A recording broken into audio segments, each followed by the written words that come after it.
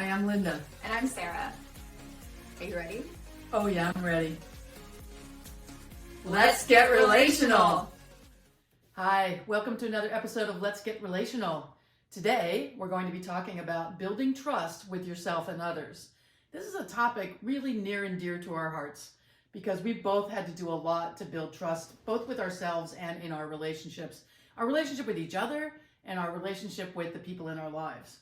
And the first thing that, as we think about it, is being really conscious, really thinking about that inner voice, that intuitive voice. And the thing that I think Sarah has been so good at is really learning to trust her intuition. Since you're about 15, you started to become aware of your intuition and start to trust it. Yeah, it's that little voice in your head that's like, pack an umbrella before you go out today. And sometimes, and most of the time, people are going to be like, I don't need an umbrella. And then, hilariously, you end up needing it like the next day or later that day. You know, it's just a little voice in your head that just kind of like, oh, do this. And it's not like, it's like, you forgot your deodorant or something, or, make sure to double check that you have everything in your backpack. It's just like little things that I find that it's suggesting that I do. I do my best to listen to it. And sometimes when I don't, like the thing that I should have done, like it told me to do, I'm like, crap, I should have listened. I knew I should have done that. I knew I should have done that, even though, because sometimes we'll want to like blow it off and be like, no, I don't need to do that. But generally, if you listen to that voice, like there was a class I was taking in college, and it was actually it was a class literally about like tarot reading and other divination. And someone was talking, when we were talking, had an actual conversation about listening to your intuition. It was something we did in that class, and someone talked about how she was going to go on a trip, and she was going to pack essential oils, or she thought about packing it, and a little voice in her head said, you should pack your essential oils, but she didn't. And she ended up sitting next to someone on the plane that had terrible body odor. And like, she knew right then I should have packed my essential oils. I should have listened to that voice in my head, because that was my intuition telling me I was going to need this, but I didn't do it. So what does trusting your intuition and listening to your inner voice have to do with building trust? Because the thing is, this little sneaky little secret, not really sneaky, but is that you can't trust other people until you trust yourself. And you, like, 100%, you got to trust yourself first before you're going to be able to actually trust other people with who you are and your feelings and your vulnerability. Yeah, and one of the ways to do that is to start allowing yourself to have your feelings. And you don't have to have all your feelings figured out. You don't have to act on your feelings, but you need to just have your feelings. And this is the key thing that I think Sarah has really done a lot of good teaching on, which is it's going to be okay. You're going to be okay. This is the mantra that I use all of the time. It's pretty much the mantra of my life at this point. It's a gentle reminder, a nurturing reminder that no matter what happens, I'm going to be okay. I believe that I'm going to be okay, so I know that I will. And we've talked about this before, but your thinking reflects your reality. So if you're thinking and believing that you're going to be okay, you will, because that'll become your reality. If you think you're not going to be okay, that this is all going to end terribly and this is all going to go wrong, then it is. That's what you're inviting into your life. So what you're inviting in is going to come in.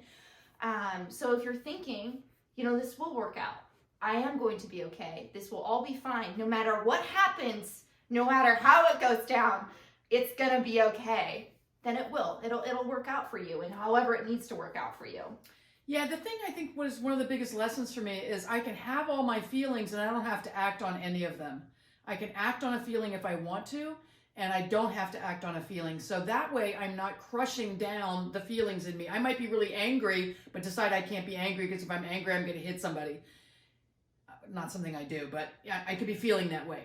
So that makes me not have my feelings because I'm afraid that I might act on them. But if I already know I'm not going to act on them, I know I'm not going to hit somebody, I know I'm not going to throw a rock at somebody, I'm not going to break something. Or scream and yell or screaming at, well, yeah.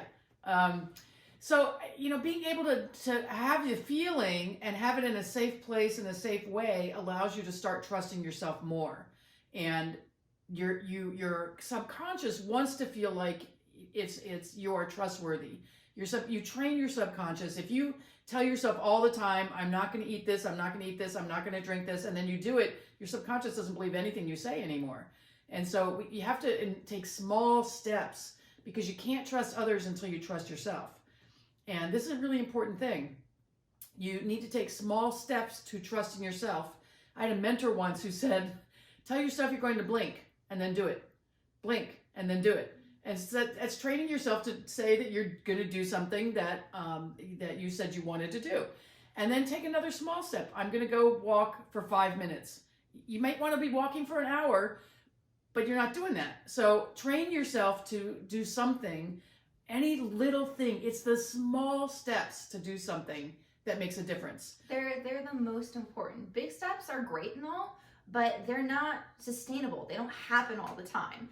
And so taking small steps, the baby steps to where you want to be is like the most important thing you can do, because you can celebrate all of those little steps and you're going to feel better when you manage to do those little things. Because yes, you can celebrate the big things, but they are few and far between. And so you might feel like, oh, I'm not making a whole lot of progress because I'm not making huge steps in my life. And it's like, no. You can take the small things and celebrate those, because those are just as important, possibly more so than the big ones. Yeah, and the key about being trusting yourself and doing these small steps, and we've covered this in some other podcasts and some other blog posts you might want to check out on our website. It's about really being conscious about what you really want to be doing, and get conscious about all the things you're saying yes to and conscious about the things you're saying no to, because that's a way to build trust with yourself. If you are always doing things just because that's the way you've always done it, every time somebody wants something for the bake sale, you say yes. Well, check in with yourself. Is this a good week? Is this an okay time for you to do this? Is there someone else who doesn't step up because you step up all the time? What can you do to really have yourself trust that you are being conscious about what feels good to you and what feels like the right thing? And sometimes the right thing doesn't feel good, but you know it's the right thing and you do want to do it. Sometimes you have to take care of a child or a parent or a friend, even though you're exhausted, and you just have to figure out the way to do it so that you get filled up again yourself, because you cannot give from an empty vessel. And that's the thing, particularly for women. We give and give and give until we get to the point where there's nothing left and there's this void. And one of the things I really love about doing this work with her, who's about to turn 25, is that, I didn't learn this stuff. I came from a long line of women that were selfless and gave and gave and gave. And there's some benefit to that, to our culture, but there's certainly a payment for it on the part of the person who does the giving, and a depletion that happens in terms of them being filled up. And so that's the part, I think, for trusting yourself, is to make sure that you are learn the signs of what feels good and what doesn't feel good. What do I really want to say yes to? What do I really want to say no to? Yeah, and also who makes you feel good, who makes you feel comfortable, because again, going back to the intuition voice, sometimes you'll get a vibe from someone, like you'll get the little voice saying in your head, like, I would not spend very much time with this person, or I wouldn't really trust this person, or this person doesn't seem right or a good person to hang around. Trust that, because more often than not, your intuition is going to be right. And so because we spend so much time trying not trying to, but unconsciously not trusting our intuition, that we end up being around people that don't actually fill us up or make us feel good or make us feel comfortable. So that isn't going to help you trust yourself or other people, because of the people that you're surrounded with. So pay attention to who you're hanging out with. Pay attention to who you're spending your time with, and pay attention to how they make you feel and what the little voice in your head is telling you. Yeah, and I think here there are two things I want to say. One is nobody can make you feel anything. So I just want to like look at that from a language perspective, and turn it around to how do I feel when I'm with them? Because I choose my feelings, and so I choose to feel expansive. And when I'm with that person, if I feel more contracted, they didn't make me feel that way, but there's something in the energy of it that triggers something for me, and it's just not a good fit. It doesn't feel healthy. And the other thing is there's nothing anyone can do to me. So we were talking about how do you build trust with other people. And the important thing is to really look at that being conscious, the intuition, all of that, and that feeling that you're going to be okay. I just love this thing that's her mantra. And it's one that I think I'm adopting myself. Even I think I've had it subconsciously, but I think that to have it just be more overt and to say that to myself all the time. I have a couple things challenging me in my life right now, and I'm repeating to myself, it's going to be okay. Like no matter what happens, it's going to be okay. And I have had a few times in my life recently, in the last few years, where I've shared very openly, and my decision is to share everything that I feel comfortable with and not worry about what the other person's going to do with it. I don't worry that they're going to say something mean to me. I don't worry that they're going to share it with somebody else. Honestly, these days I feel like you almost have to assume someone will share it with other people. And I just want to live my life transparently. I just do. Because I know there's nothing anybody can do to me. And so I'm not mean about other people. I'm not hurtful about other people. I don't try to intentionally inflict harm. And so I don't live my life in a way that I'm holding back. And a lot of people have said, how can you trust me to share that with me? And my feeling is I'm going to trust you until you give me a reason not to. And other people are not like that. Other people, that you have to earn their trust. And I get that. That's one way to live. But for me, there's pretty much, even when people, I feel like, betray, quote unquote, my trust, and talk about me to other people, I still might choose the same thing. I still might choose to be as open as I was with them before. I might choose to just let it go because I like that way of living better. It's just easier. Now I will process when something comes up, and I've been triggered by some things, and Sarah and some other friends or people I share that with, and I'll say, wow, this happened, and I'm feeling like this. And sometimes just by talking it out, I'm not looking for advice necessarily. I just want to talk it out. And I don't want to blame the other person. I want to come to an understanding, and it helps me trust myself more, to trust whatever my feelings are about it. Because, that's one of the things we've talked about is, wow, what's that person going through that they did that? What's that person going through that they have to feel like everybody has to get along? If I don't want to hang out with somebody anymore and somebody else really wants to hang out with them with me, well, that's not going to work. Because I've decided that person doesn't make me feel good. I don't really want to hang out with them, and I will do it in a big group, but I don't want to do it in a small group. Well, it's their problem if they really, really want us to hang out the way we did before, because the way we did before doesn't work for me anymore. And I don't have to turn myself into a pretzel to make them happy. My happiness, trusting myself, is to say, no, that doesn't feel good. And that's a complete sentence. Yeah, you don't have to justify it or explain that. And, I think the other thing we also have to remember is that, anything that, like a reaction that anyone else has, that's not about you. That's not a reflection of you as a person. That's on them. They're going through something, whatever it is, and that's just like their own problem. And they may not know how to deal with their own problems, but so it's just important for you to remember that that's their stuff. You get to deal with your own stuff. They need to deal with their stuff. So often we don't know where we end and they begin. Yeah. And we just take that on in some big emotional blob. And that's the part where if we can live our lives more consciously, it makes a big difference. And, nobody's perfect. Like, people in your life are not perfect. No. And I'm not talking about perfection in the way, everyone's perfect in God's eyes kind of thing. I'm not talking about that. I'm just talking about, we all have our idiosyncrasies. Sarah's in her 20s, I'm in my 60s. Our friends all have their idiosyncrasies. We have our idiosyncrasies. I'm not looking for a perfect world where everybody behaves exactly how I think they should behave all the time, and we have fun all the time, we laugh all the time. That's fun when those moments come, but there are inevitably times of conflict. And to get through those times of conflict, you need to build that trust with yourself and with the other people in your life to know that you're going to be okay. Yeah. So the friendships I want in my life are the ones where I know we're going to be okay. And if we're not okay, then I don't need to like try to fix them or me. It's just that relationship doesn't work, and that's okay. Yeah. I'm okay, even if that relationship doesn't work. Yeah, and this is important for romantic relationships too. I think a lot of people, when a romantic relationship ends, like you put all the blame on yourself. Like it ended because of all of these other things that you did, and that's not healthy. One, and two, it's what am I trying to say here?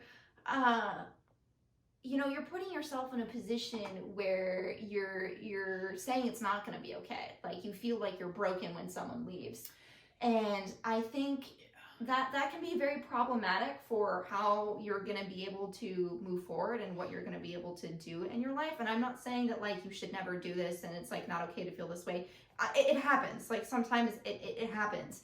But it's also like, but if you're reminding yourself that I get to feel what I get to feel now, that I should feel what I feel now, but eventually I will be okay again, I think is the important thing. It's just, you don't have to be okay in a day. You don't have to be okay in a week. You don't have to be okay in 3 months or a year, but just know that you're going to be okay. And the more you think about that, the more you believe in that, and more you have those feelings when you have those feelings, then you will be okay. And eventually you're just going to feel like, oh, I feel better today. Yeah, building trust in yourself and others is very much about owning your place in something. So I can also see just the opposite, where you blame the other person. It's all their fault that this relationship ended. Mm-hmm. And I think when we feel like it's all our fault, then what got triggered is our not good enough stuff. Yeah. And so, what you're doing is in any of these situations that happens, whether it's a friendship that's not working or a relationship with your child, look at how can you rebuild trust with yourself? How can you build trust with that other person? And if it's a relationship that's important to you, go find a way. And I want to give you hope for that. And I really do. I know there are people who are estranged from their adult children. I know there are people who are estranged from friends. I know there are people who are estranged from their partners who they actually still live with, and it's a small matter of deciding what is your goal. What do you really want? Mm-hmm. And if you want to rebuild trust with yourself, do it. Take the action to do that. If you want to rebuild trust in that other relationship, declare that and set in motion a series of actions and a series of feelings. Like open yourself up to all the feelings you're having and allow yourself to move through it. And don't put a timeline on it. I totally agree with that. And you want to be working towards something. You want to feel better. Mm-hmm. You want to feel okay again. All right, what do I have to let go of? What do I have to let go down my resistance about? We were talking about resistance the other day. And resistance is a big part of not building trust with yourself or with other people. And, we push away what we really want sometimes. Mm-hmm. And so, we want to feel healthier and happier, but we'd rather drink beer and eat pizza and sit on the couch and watch TV, and it's like, or play video games for hours on end. But we feel better when we get out and go for a hike. We feel better when we get out in the sunshine. Yeah. So really looking at those places where you can build trust with yourself by choosing the thing that's going to help you feel better long term. Yeah. So that's all I got for today. Cool. Awesome. So building trust with yourself and others, the biggest thing is to be conscious. The biggest thing is to tell yourself the truth about how you're feeling. And then take baby steps. We can't emphasize this enough. We're just going to keep repeating that over and over and over again. Yeah. Just prepare yourself. Yeah. You don't have to make some huge transition. No. Take a baby step. Yep. You want to feel better in the relationship with this person? Take a baby step. Yeah. That's all it is. Yep. All right. Until next time, we love you. Mwah. Mwah.